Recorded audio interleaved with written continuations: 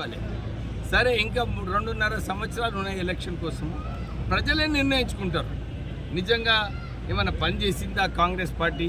వాళ్ళు నిన్న నర్సాపూర్ జైరాబాద్లో నేను అక్కడ మంత్రి ఇన్ఛార్జ్ ఇందిరమ్మ ఇల్లు ఇనాగ్రేట్ గృహప్రవేశానికి వెళ్ళినప్పుడు అక్కడ లబ్ధిదారులు ఎంత సంతోషపడుతుందంటే అంత సంతోషం.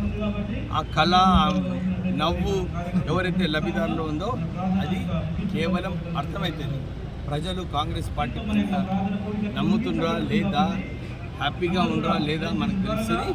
మళ్ళొకసారి ఈ సర్పంచ్ ఎలక్షన్స్, మున్సిపాలిటీసు ఇవన్నీ కూడా చూస్తే కాంగ్రెస్ పార్టీ గెలిచిన సంగతి వాళ్ళు అర్థం చేసుకోవాలి. వాళ్ళు అర్థం చేసుకోకపోతారు. ఇప్పుడు కూడా మేము సత్తాలో ఉన్నామని చెప్పి మాట్లాడుతున్నారు, కానీ వాళ్ళు ఓడిపోయిన సంగతి అర్థం చేసుకోవాలి. సార్ ఇప్పటి వరకు సార్ ఇప్పుడు సింగరేణిలో అన్ని జాతీయ సంఘాలతో పాటు మిగతా ప్రాంతీయ సంఘాలు కూడా ప్రభుత్వం 55,000 కోట్ల బకాయిలు ఉంది. దీనివల్ల సింగరేణి ఆర్థిక సంక్షోభంలో నెట్టబడుతుంది, ఉపాధి అవకాశాలు కనుమరుగతాయి అని చెప్పి పెద్ద ఆందోళన చేస్తాను. అంటే గత నెలగా అన్ని సంఘాలు అదే ఇదే సంఘాలు కేసీఆర్ 25,000 కోట్ల రూపాయలు అప్పు ఉన్నప్పుడు ఏమైంది? ఎందుకు ఆ రోజులలో వాళ్ళు ఆందోళన చేయలేదు? నిజంగా చూస్తే ఈ ట్రెండ్ ఏదైతే ప్రారంభించిందో ఇది టీఆర్ఎస్ టైంలో ప్రారంభం చేయడం జరిగింది.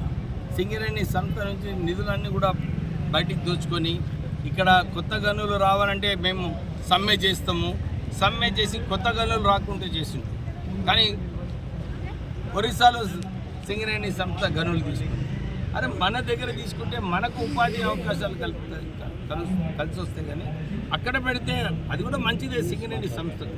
కానీ ఇక్కడ కూడా సమ్మె చేసి ఆపినందుకు ఈ టీఆర్ఎస్ పార్టీ కేసీఆర్ దీనికి బాధ్యత వహించాలి. ఇక్కడ కాంగ్రెస్ ప్రభుత్వం వచ్చిన తర్వాత వేలంలో పాల్గొని మన ఆర్కే5లో కూడా ఒక కొత్త గని రావడం. సార్ మీరు నేటి హైదరాబాద్లో మన సిబిఐ విచారణ చేపట్టి తొందరగా మాజీ ముఖ్యమంత్రి అవినీతుల మీద చర్యలు చేపట్టాలని అన్నారు, అదే పదని చెప్తున్నారు. దీని మీద అంటే ప్రభుత్వం ఏ విధంగా ముందుకు పోతుంది? ఇప్పుడు సిబిఐ ఎంక్వైరీ అంటే కేంద్రమే రావాలి. ముందు రాష్ట్ర ప్రభుత్వం కేంద్రంని కోరింది. సిబిఐ ఎంక్వైరీ చేసినప్పుడు మన కేంద్ర ప్రభుత్వము ఇంతకుముందు ఎట్లయితే అమిత్ షా, నడ్డా గారు వీళ్ళందరూ కూడా అన్నారు కాళేశ్వరము ఒక ఏటీఎం టీఆర్ఎస్ పార్టీకి అని చెప్పారు.